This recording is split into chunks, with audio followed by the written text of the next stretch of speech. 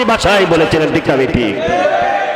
আল্লামা দিলওয়ার হোসেন সাইদি তিনি এই কথাটা বলেছেন যে ভারত কখনো আমাদের বন্ধ হতে পারে নাই, ভারত কখনো আমাদের বন্ধ হতে পারে নাই, ভারত আমাদের দুশমন।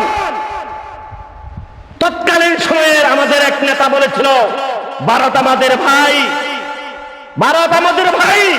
কিন্তু সেই ভাই, সেই জুলুমের প্রখার আজকে 2024 সাল ওই আগস্ট মাসে তার আজকে পরিণত, আজকে সেই ভোলাবাসীরা, সেই নোয়াখালীবাসীরা, সেই কুমিল্লাবাসীরা উপভোগ করতেছে, ঠিক না ঠিক? চিন্তা করেছেন?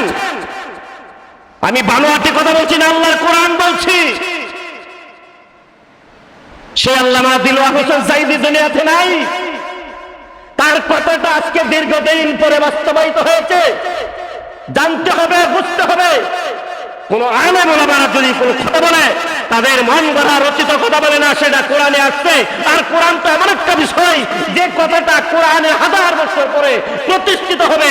এই কথাটা হাজার বছর পূর্বে আল্লাহ রাব্বুল আলামিন তার প্রিয় হাবিবের উপর নাযিল করে দিয়েছে। এটা হলো না, এটার নাম হলো কোরআন। ওরা যদি আমাদের বন্ধই হতো, আমাদেরকে না জানিয়ে আজকে বাংলার জমিনে কলিজালা ফেটে যায়। ছোট্ট ছোট্ট ছেলেরা যখন পানির উপরে বেছে আজকে কচুরি পানার সাথে তারা সাঁতার কাটছে, মৃত্যুবরণ করছে, পানির উপরে বেশি গেছে। তোমরা যদি আমাদের বন্ধই হইতা, তাহলে আজকে বাংলাদেশের 40 লক্ষ মানুষকে পানির উপর তোমরা কেন ভাসিয়ে দিলা, ঠিক না বেটি?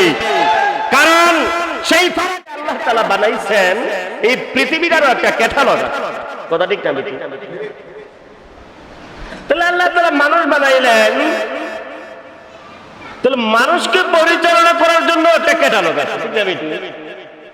মানুষকে পরিচালনা করার জন্য একটি ক্যাটালগ আছে। যখন এই ক্যাটালগকে ফলো যে পর্যন্ত করানো হবে, তাহলে মোবাইল যেরকম ভাবে নষ্ট হয়ে যায়, মানুষ যদি তার ক্যাটালগকে ফলো না করে, মানুষ নষ্ট হয়ে যাবে। দেশ যদি তার ক্যাটালগকে যদি ফলো না করে, তাহলে দেশ নষ্ট হয়ে যাবে, ঠিক না বেটি? সেজন্য আল্লাহ রাব্বুল আলামিন এই পৃথিবীটাকে পরিচালনা করার জন্য একটা ক্যাটালগ দান করছে। সেই ক্যাটালগের একটি শব্দ, একটি বাক্য আল্লাহ রাব্বুল আলামিন তার পবিত্র কালামুল্লাহ মাজিদের মধ্যে তিনি ইরশাদ করেছেন।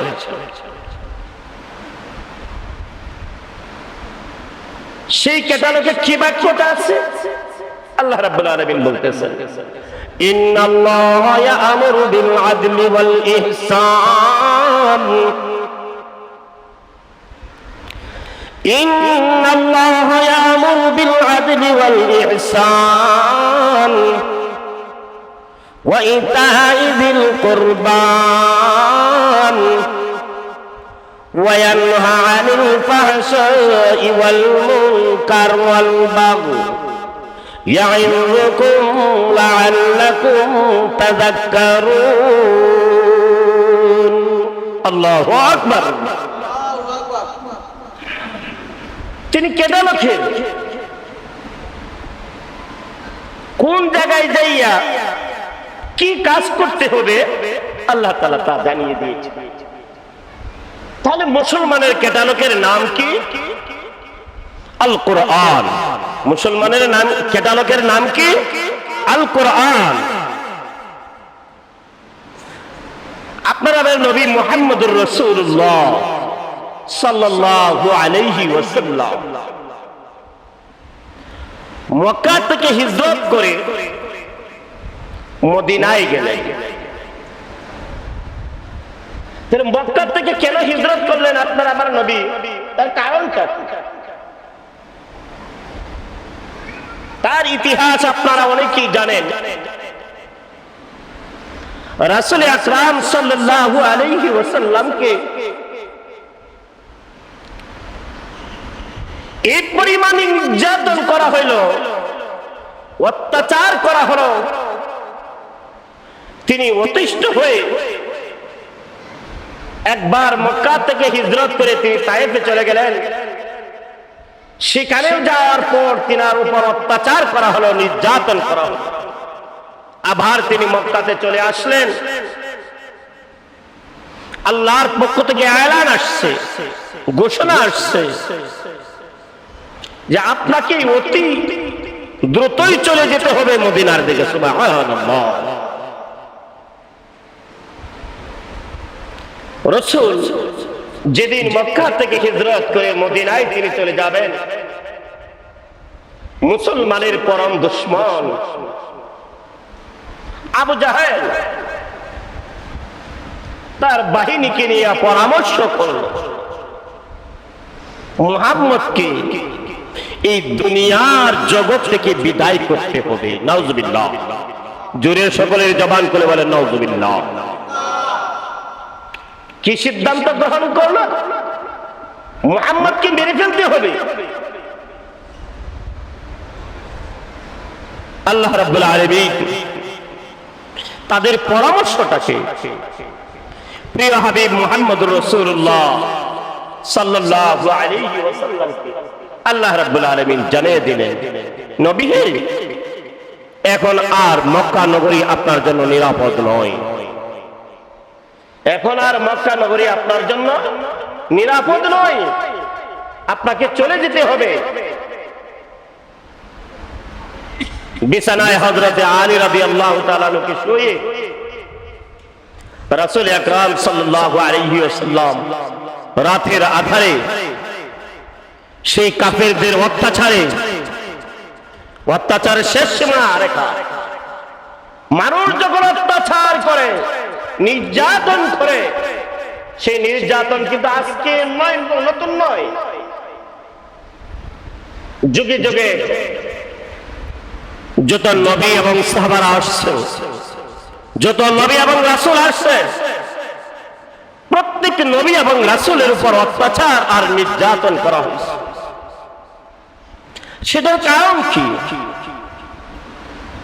সেটার কারণ হলো দুইটা।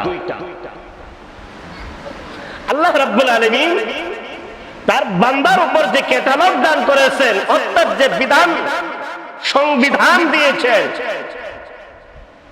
গোটা পৃথিবীর মানুষ দুই ভাগে বিভক্ত। গোটা পৃথিবীর মানুষ কয় ভাগে বিভক্ত? দুইটা ভাগে বিভক্ত। একটা হলো দিনদার, পরহেজগার, আল্লাহ ওয়ালা, আর একটা হলো বেঈমান, ফুজ্জার, কাফের, মুশরিক। গোটা পৃথিবীটা দুইটা ভাগে বিভক্ত। আর এই ক্যাটালগ, এই কোরআন, এই কালামুল্লাহ মাজিদে এমন একটা তাসির আছে, এই কালামুল্লাহ মাজিদ যখন পড়া হয়, যখন ইমানদারদের সামনে এই কোরআন তিলাওয়াত করা হয়, ইমানদারদের ঈমান বাড়তে থাকে। চিল্লায়ে বলেন সুবহানাল্লাহ। যে কারণে মুহাম্মদুর রাসূলুল্লাহ সাল্লাল্লাহু আলাইহি ওয়াসাল্লাম সেই মক্কা নগরীর বাইতুল্লাহ শরীফে মানুষ যখন জমায়েত হতো, তখন রাসূল আকরাম সাল্লাল্লাহু আলাইহি ওয়াসাল্লাম যাইয়া সেই কোরআন তেলাওয়াত করতেন। আর যখন কোরআন তেলাওয়াত করা হতো, সেই কাফের, বেঈমান, ফুজ্জার এই কোরআনের তাসির, কোরআনের প্রভাব, কোরআনের আকর্ষণে তাদের সেই ধর্মকে ত্যাগ করে কোরআনের ডাকে সাড়া দিয়ে মুসলমানের ছায়াতলে কালিমা লা ইলাহা ইল্লাল্লাহু মুহাম্মাদুর রাসূলুল্লাহ সাল্লাল্লাহু আলাইহি ওয়াসাল্লাম পড়ে তারা মুসলমান হয়েছে। যখন এই দৃশ্যটা সমাজে ফুটে উঠতে লাগলো যে মুহাম্মদ এমন একটি বাণী তিলাওয়াত করে, এমন একটি গ্রন্থ তিলাওয়াত করে, আর এই গ্রন্থের তিলাওয়াত শ্রবণ করে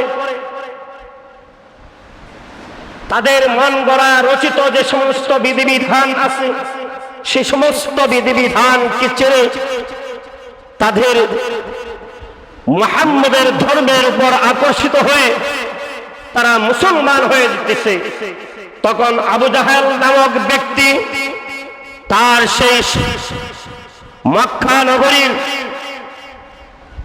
সংসদ ভবনে একটি আইন পাস করল। কথাটুকু খুবই গুরুত্বপূর্ণ একটি বিষয়।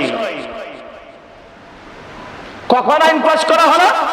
মুহাম্মদুর রাসূলুল্লাহ সাল্লাল্লাহু আলাইহি ওয়াসাল্লাম যখন সভা সমাবেশে কোরআন তেলাওয়াত করতে আরম্ভ করলো,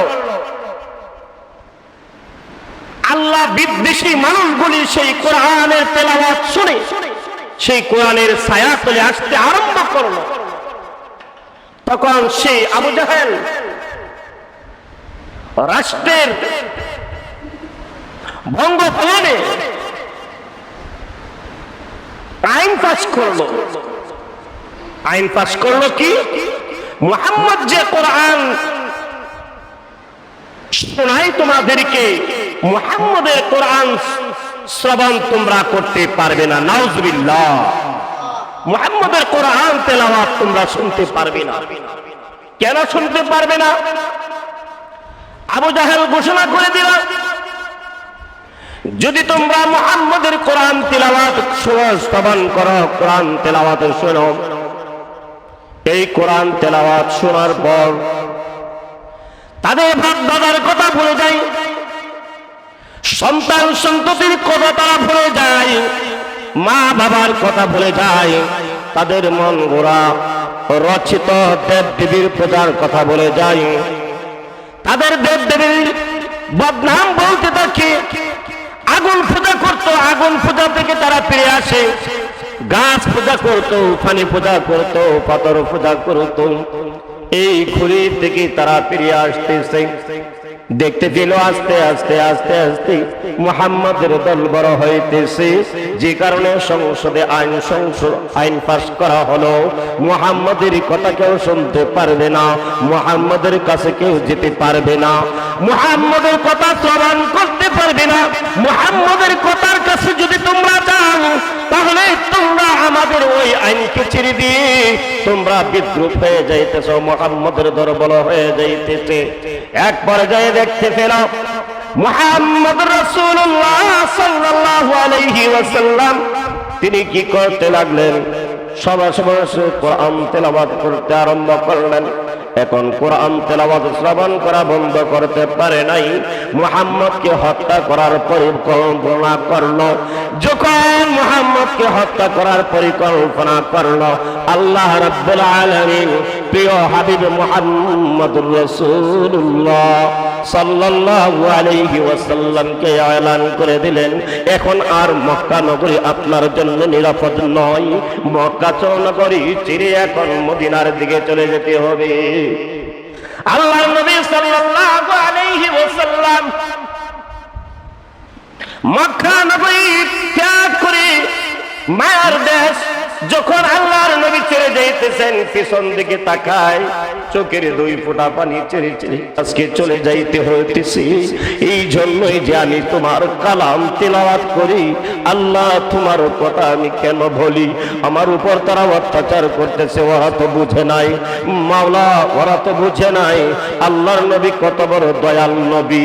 তারপরেও আল্লাহর নবী মক্কা নগরীর জন্য তিনি বদদুয়া করেন নাই, হেদায়েতের জন্য আল্লাহ রাব্বুল আলামিনের কাছে হাত তুলে দোয়া করেন, আল্লাহ ওরা তো বুঝে নাই, যদি বুঝতো তাহলে আমাকে আঘাত করি তায়েফের প্রান্তরে রক্তে রঞ্জিত করতো না, আমাকে বেহুশ করতো না, আমাকে বেহুশ করতো না। জিবরাইল চলে আসলো, আসিয়া বলতেছে, ইয়া রাসূলুল্লাহ, ইয়া হাবিবাল্লাহ, আপনি যদি বলেন তায়েফের পাহাড়গুলি আপনার জন্য স্বর্ণতে পরিণত করে দেওয়া হবে, আর ওই পাহাড়গুলির দ্বারাতে চাপা দিয়া ওদেরকে চিরতরে ধ্বংস করে দেওয়া হবে। দয়াল নবী মায়ার নবী মুহাম্মদুর রাসূলুল্লাহ সাল্লাল্লাহু আলাইহি ওয়াসাল্লাম বলেছিলেন, আমি যদি ওদের জন্য বদদুয়া করি, কে পড়িবে লা ইলাহা ইল্লাল্লাহু মুহাম্মাদুর রাসূলুল্লাহ সাল্লাল্লাহু আলাইহি ওয়াসাল্লাম। লম্বা ইতিহাস। নবী মক্কা থেকে হিজরত করে মদিনায় চলে গেলেন। আল্লাহ রাব্বুল আলামিনের পক্ষ থেকে কোরআনের আয়াত নাযিল হলো। যে আয়াতটুকু নাযিল হলো, ইন্নাল্লাহা ইয়া'মুরু বিল আদলি ওয়াল ইহসান ওয়া ইতা'i যিল কুরবা। আয়াতটা যখন নাযিল হয়, একজন ব্যক্তি যার নাম হলো উসমান ইবনে মাজুন, নামটা কি বলেছি? উসমান ইবনে মাজুন রাদিয়াল্লাহু তাআলা। এখন তিনি মুসলমান হন নাই। আয়াত নাযিল হলো, রাসূলের শরীর গামতেছে, রাসূলের শরীর গামতেছে। তখন এই উসমান ইবনে মাজুন রাদিয়াল্লাহু তাআলা তিনি বলতেছেন, ওগো আল্লাহর নবী, আপনার উপরে কি কোন কিতাব নাযিল হয়েছে কিনা? তখন আল্লাহর নবী বললেন, হ্যাঁ, আমার উপর আল্লাহর কিতাব নাযিল হয়েছে, কোরআনের আয়াত নাযিল হয়েছে। উসমান ইবনে মাজুন, লম্বা ইতিহাস। উসমান ইবনে মাজুন রাদিয়াল্লাহু তাআলা বলতেছেন, ওগো আল্লাহর নবী, যে আয়াতটুকু নাযিল হয়েছে সেই আয়াতটুকু আমাকে একটু শোনান। আল্লাহ রাব্বুল আলামিনের যে আয়াতটুকু নাযিল হলো, নাযিল হওয়ার পর সর্বপ্রথম এই আয়াতটুকু আল্লাহর নবী অন্য কাউকে এখনো শোনান নাই। উসমান ইবনে মাজুন বলতেছেন, আল্লাহর নবী গো, মাত্র যে আয়াতটুকু আপনার উপর নাযিল হয়েছে, এই আয়াতটা যদি আমি সর্বপ্রথম আমি শুনতে পারি, তাহলে এই আয়াতের বাহক হইয়া আমি দ্বীনের খেদমত করার সুযোগ পেয়ে যাব। সুবহানাল্লাহ। উসমান ইবনে মাজুন কেমন একজন সাহাবী ছিলেন, কেমন একজন সাহাবী ছিলেন! যখন এই আয়াতের কথা শুনলেন, উসমান ইবনে মাজুন বলতেছেন, আল্লাহর নবী, আপনি আমাকে পড়িয়ে দেন লা ইলাহা ইল্লাল্লাহু মুহাম্মাদুর রাসূলুল্লাহ। আল্লাহর নবী কালিমা পড়ালেন। মক্কা থেকে হিজরত করে যাওয়ার পর রাসূল আকরাম সাল্লাল্লাহু আলাইহি ওয়াসাল্লামের সেই মদিনার যে মসজিদ ছিল, যে হুজরাখানা ছিল, সেই হুজরাখানার পাশে জান্নাতুল বাকি যে কবরস্থান, এখনো সেই কবরস্থান উদ্বোধন করা হয় নাই। কত বড় ভাগ্যবান উসমান ইবনে মাজুনের! সর্বপ্রথম এই কবরের মধ্যে, এই গোরস্থানের মধ্যে, জান্নাতুল বাকি কবরস্থানের ভিতরে যাকে রাখা হয়েছিল, তিনি হলেন হযরত উসমান ইবনে মাজুন রাদিয়াল্লাহু তাআলা। এই কবরটাকে, কবরস্থানটাকে সর্বপ্রথম উদ্বোধন করা হয়েছে হযরত উসমান ইবনে মাজুন রাদিয়াল্লাহু তাআলা। সুবহানাল্লাহ। এত বড় সাহাবী, এত বড় সাহাবী, সেই জান্নাতুল বাকি কবরটাকে, জান্নাতুল বাকি কবরটাকে উদ্বোধন করা হয়েছে। সর্বপ্রথম যে কবরটা হয়েছে, ওই জান্নাতুল বাকির কবরটা হযরত উসমান ইবনে মাজুন। দুইজন সাহাবী, খুব দামি সাহাবী।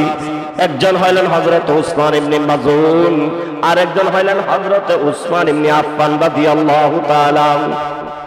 উসমান ইবনে আফফান রাদিয়াল্লাহু তাআলা, উসমান গনি ডাকে উসমান গনি বলি।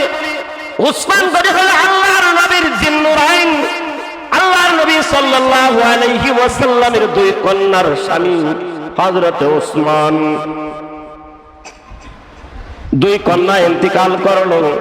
আল্লাহ রাব্বুল আলামিনের প্রিয় হাবিব মুহাম্মদুর রাসূলুল্লাহ সাল্লাল্লাহু আলাইহি ওয়াসাল্লাম বললেন, উসমান, যদি আমার তৃতীয় আরেকটা মেয়ে থাকতো, তাহলে আমি তোমার কাছে সেই মেয়েটাও বিবাহ দিতাম। সুবহানাল্লাহ।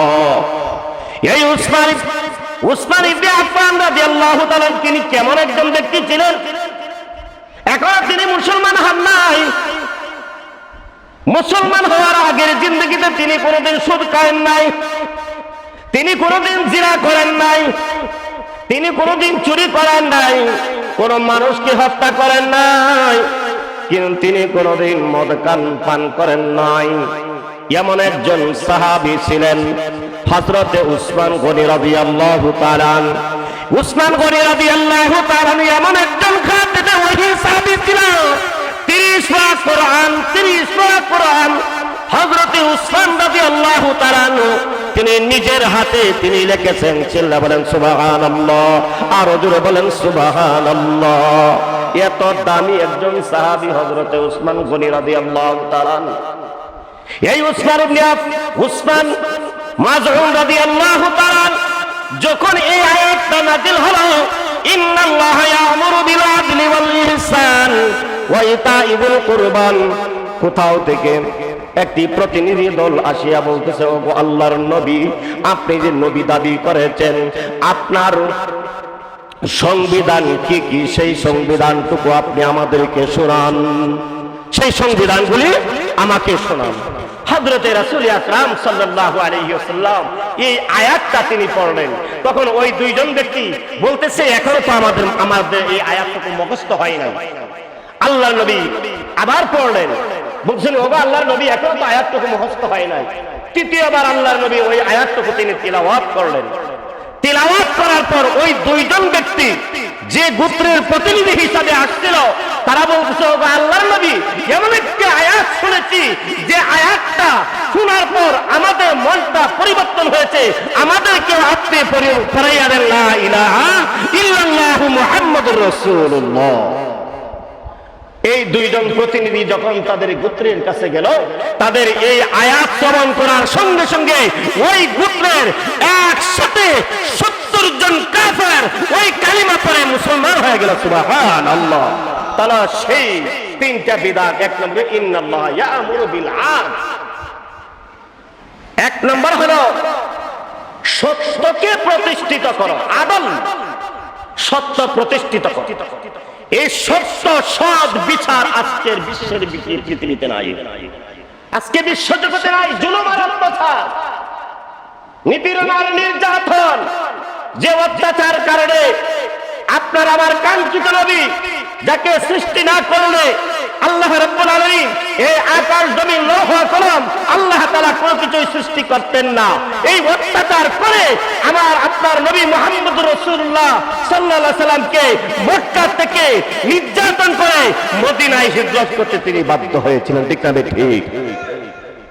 এই নির্যাতনের বিরুদ্ধে আল্লাহ তাআলা ওই আয়াত নাযিল করে দিয়েছেন। বলেছিলেন কি, তোমাদের সমাজের ভিতরে ন্যায় বিচার আর নিষ্ঠা আর ইহসান প্রতিষ্ঠিত করো। যতদিন পর্যন্ত সত্য বিচার প্রতিষ্ঠিত হবে, ন্যায় বিচার প্রতিষ্ঠিত হবে, জুলুম বন্ধ হবে আর ইহসান মানুষের উপর জারি হবে, তখন আল্লাহর এই জমিন ঠিক থাকবে, আল্লাহর আকাশ ঠিক থাকবে, আল্লাহর চন্দ্র ঠিক থাকবে, এই সব কিছু ঠিক থাকবে। এই ভাষায় বলেছিলেন। ঠিক না ঠিক? আল্লামা দিলওয়ার হোসেন সাইদি তিনি এই কথাটা বলেছেন যে ভারত কখনো আমাদের বন্ধ হতে পারে নাই, ভারত কখনো আমাদের বন্ধ হতে পারে নাই, ভারত আমাদের দুশমন। তৎকালীন সময়ের আমাদের এক নেতা বলেছিল, ভারত আমাদের ভাই, ভারত আমাদের ভাই। কিন্তু সেই ভাই, সেই জুলুমের প্রখর আজকে 2024 সাল ওই আগস্ট মাসে তার আজকে পরিণত। আজকে সেই ভোলাবাসীরা, সেই নোয়াখালীবাসীরা, সেই কুমিল্লাবাসীরা উপভোগ করতেছে। ঠিক আছে ঠিক? চিন্তা করেছেন? আমি বানোয়াটি কথা বলছি না, আল্লাহর কোরআন বলছি। সে আল্লামা দিলওয়ার হোসেন সাইদি দুনিয়াতে নাই, তার কথাটা আজকে দীর্ঘদিন পরে বাস্তবায়িত হয়েছে। জানতে হবে, বুঝতে হবে। কোন আলেম ওলামারা যদি কোনো কথা বলে, তাদের মন গড়া রচিত কথা বলে না, সেটা কোরআনে আসছে। আর কোরআন তো এমন একটা বিষয় যে কথাটা কোরআনে 1000 বছর পরে প্রতিষ্ঠিত হবে। এই কথাটা হাজার বছর পূর্বে আল্লাহ রাব্বুল আলামিন তার প্রিয় হাবিবের উপর নাযিল করে দিয়েছে। এটা হলো না, এটার নাম হলো কোরআন। ওরা যদি আমাদের বন্ধই হতো, আমাদেরকে না জানিয়ে আজকে বাংলার জমিনে কলিজা না ফেটে যায়। ছোট্ট ছোট্ট ছেলেরা যখন পানির উপরে বেছে আজকে কচুরি পানার সাথে তারা সাঁতার কাটছে, মৃত্যুবরণ করছে, পানির উপরে বেশি গেছে। তোমরা যদি আমাদের বন্ধই হইতা, তাহলে আজকে বাংলাদেশের 40 লক্ষ মানুষকে পানির উপর তোমরা কেন ভাসিয়ে দিলা? ঠিক আছে কি? কারণ সেই ফারাক্কাবাদের অধিকার তো শুধু তোমরা নয়, এই ফারাক্কাবাদ তো আমাদেরও। তোমাদের সাথে চুক্তি ছিল, যদি তোমাদের পানি ছাড়ার প্রয়োজন হয় অবশ্যই আমাদেরকে জানাইতে হবে। তোমরা না জানিয়ে রাতের আধারে তোমরা কিভাবে ছেড়ে দিলে? যদি তোমরা রাতের আধারে ছেড়ে দিয়ে থাকো, তৎক্ষণাৎ সেই 1500 বছর পূর্বে নবী মুহাম্মদুর রাসূলুল্লাহ সাল্লাল্লাহু আলাইহি সাল্লামকে রাতের আধারে হত্যা করার যে ষড়যন্ত্র করেছিল, তারই ধারাবাহিকতায় আজকের আমাদের ভারত আমাদেরকে রাতের আধারে এই ফারাক্কাবাদের বাঁধগুলি ছেড়ে দিয়ে আমাদেরকে হত্যা করার ষড়যন্ত্র করেছে। ঠিক আছে ঠিক? আমাদেরকে হত্যা করার ষড়যন্ত্র করেছে। তারা ওরা কখনো আমাদের বন্ধু হতে পারে না। আল্লাহ রাব্বুল আলামিন তিনি বলেছেন, ইন্নাল্লাহা ইয়া'মুরু বিল আদল ওয়াল ইহসান ওয়া ইতা'i যিল কুরবা ওয়া ইয়ানহা আনিল ফাহশাই ওয়াল মুনকার। এই পৃথিবীর মূল বস্তু হলো আদল। এই আদল আজকে নাই, বিচার নাই, মানুষের উপর জুলুম অত্যাচার চলছে। এই জুলুমের কারণে আজকে সমাজ ধ্বংস, জাতি ধ্বংস, আজকে ব্যক্তি ধ্বংস, পরিবার ধ্বংস হচ্ছে না ধ্বংস হইতেছে। দুঃখের বিষয়, গত জুমায় যে কথাটুকু বলেছিলাম আবার আপনাদেরকে স্মরণ করাচ্ছি। একজন পুলিশ কমিশনার, সে চাকরি করে 50,000 টাকা বেতনে, সে হাজার হাজার কোটি টাকার মালিক কিভাবে হয় বলেন তো? কার টাকা নিয়েছে বলেন? কার টাকা নিয়েছে? কথা বলেন না কেন? কার টাকা নিয়েছে? আপনার টাকা, আমার টাকা। আপনার রিক্সা দিয়েছেন, সেই রিক্সাওয়ালা ট্যাক্স দিয়েছেন। ঠিক আছে? ও পুলিশ প্রশাসন, তোমাদেরকে সব বাংলাদেশ সরকার বেতন দেয় নাই? তুমি এমপি হয়েছ, মন্ত্রী হয়েছ, তোমাকে বাংলাদেশ সরকারকে বেতন দেয় নাই? তাহলে তুমি হাজার হাজার কোটি টাকা তুমি কিভাবে দুর্নীতি করলা? সেই দুর্নীতি কার পকেটের টাকা তুমি নিয়েছো? তাহলে সেই দুর্নীতি কেন করেছো? আল্লাহর কোরআন বলেছে, হযরতে উমর রাদিয়াল্লাহু তাআলা আনহু যতদিন পৃথিবীর জগতে বেঁচে ছিলেন, এক মহিলার ঘটনা আপনাদেরকে স্মরণ করাচ্ছি। তিনি নদীর ঘাটে একদিন গেলেন, সে দেখলেন বাঘ ছাগলের উপর আক্রমণ করছে। প্রতিদিন ভাগে নদীর থেকে পানি পান করে, আর আজকে দেখা যায় নদীর থেকে পানি পান না করে সেই ছাগল বাচ্চার রক্ত পান করতেছে। সেই মুহূর্তে ওই মহিলা ডাক দিয়া বলতেছে, হে আমার জাতি, হে আমার ভাইরা, তোমরা সতর্ক হয়ে যাও। খলিফাতুল মুসলিমিন হযরতে ওমর ইন্তিকাল করেছে। তখন সমাজের ব্যক্তিরা বলেছিল, কে বলেছে যে আমার মন সাক্ষী দিচ্ছে যে খলিফাতুল মুসলিমিন ইন্তিকাল করেছে। খলিফাতুল মুসলিমিন হযরত ওমর যতদিন পর্যন্ত শাসনে খেলাফতে ছিলেন, ততদিন পর্যন্ত বাঘ আর ছাগল এক ঘাটে পানি পান করেছে। আজকে নদীর ঘাটে যাইয়া দেখলাম ছাগলের রক্ত পান করছে। বোঝা যায় আজকে আধল দূষিত হয়ে গিয়েছে। কথাটা কি বুঝেছেন? তারই ধারাবাহিকতায় আজকের এই সমাজ, আজকের এই জাতি মূর্খের দ্বার প্রান্ত কেন চলছে জানেন?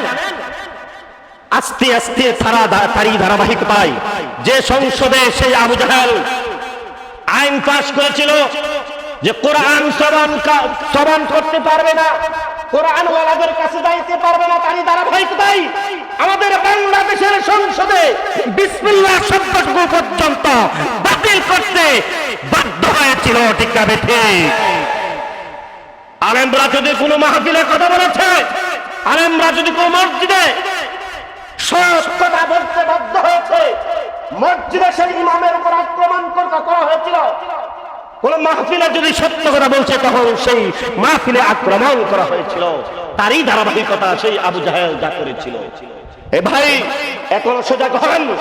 আমার যুবক ভাইদের হাতে ধরি, পায়ে ধরি, আপনারা সজাগ হন। আপনার কোরআনের দ্বারক বাহক হন। প্রত্যেকটা ঘরে ঘরে কোরআন তালিম চালু করেন। প্রত্যেকটা মসজিদে কোরআন তালিম চালু করেন। প্রত্যেকটা ঘরে ঘরে কোরআন তালিম চালু করেন। আপনার সন্তান যখন সকালে উঠে কোরআন তেলাওয়াত করবে, তখন আল্লাহর নবীর বিরুদ্ধাচরণ করেওয়ালা থাকবে না। আল্লাহ তাআলার এই মাখলুকের উপর অত্যাচার আর নিপীড়ন হবে না। আপনারা জানেন তৎকালীন সময়ে এই আলেম সমাজের কয়েকজন মন্ত্রী ছিল, কয়েকজন এমপি ছিল, কিন্তু কোন এমপির বিরুদ্ধে তৎকালীন সময়ে তত্ত্বাবধায়ক সরকারের আর্মি প্রধানরা যারা ছিল তারা স্বীকৃতি দিয়েছিল ওরা কোনোদিন দুর্নীতি করে নাই। ঠিক না বেটি? কোন দুর্নীতির নাম বাইর করতে পারে নাই।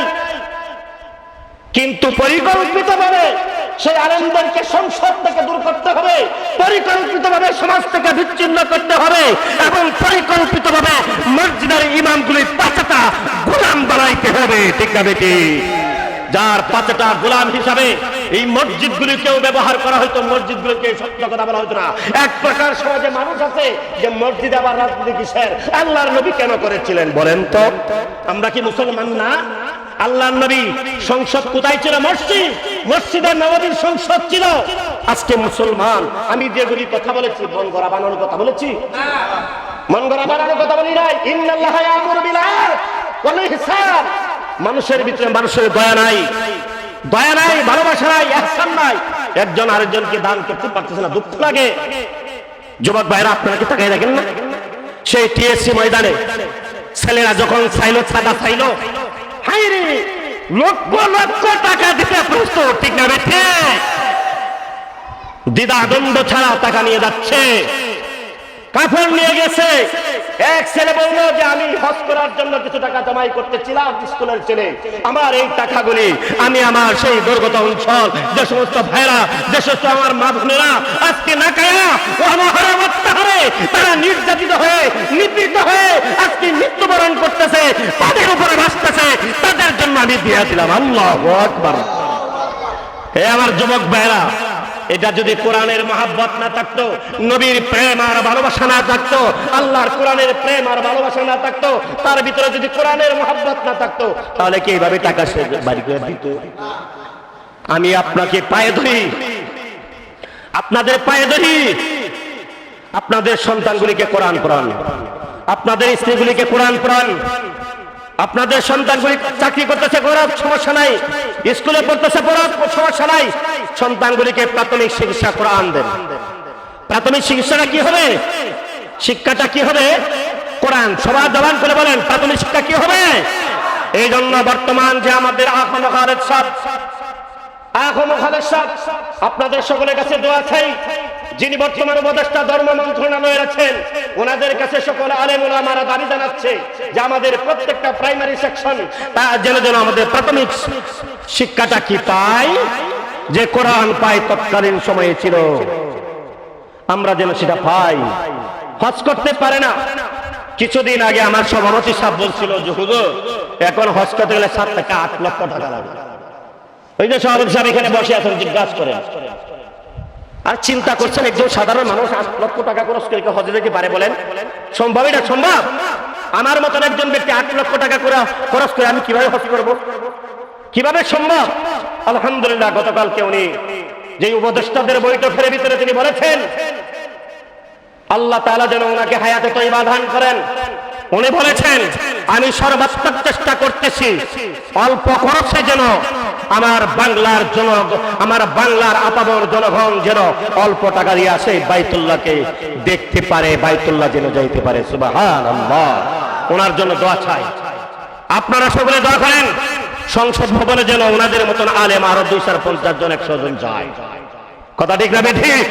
আমরা চিনি না কোন দল, আমরা চিনি আমাদের একমাত্র দল হলো লা ইলাহা ইল্লাল্লাহ। ঠিক না ঠিক? আমরা এই দল চিনি, আর কোন দল চিনি না। আমার ধর্ম ইসলাম। দুনিয়াতে দেখতে হবে ইসলাম নিয়ে, কালিমা নিয়ে। দুনিয়া থেকে বিদায় হতে হবে ইসলাম নিয়ে, কালিমা নিয়ে। ঠিক না ঠিক? আর যদি আমি আমার ইসলামবিহীন আমার কবরে যেতে হয়, সেই নারী জাহান্নাম খালিদিনা ফিহা আবাদা, আমাকে জাহান্নামের তলদেশে আমাকে পড়া হবে। আল্লাহ তাআলা যেন গোটা উম্মাহ মুসলিম জাতিকে দলমত নির্বিশেষে আমাদের এক কালেমার তলে চলে আসতে পারি। আল্লাহ রাব্বুল আলামিন সকলকে তৌফিক দান করুন, আমিন।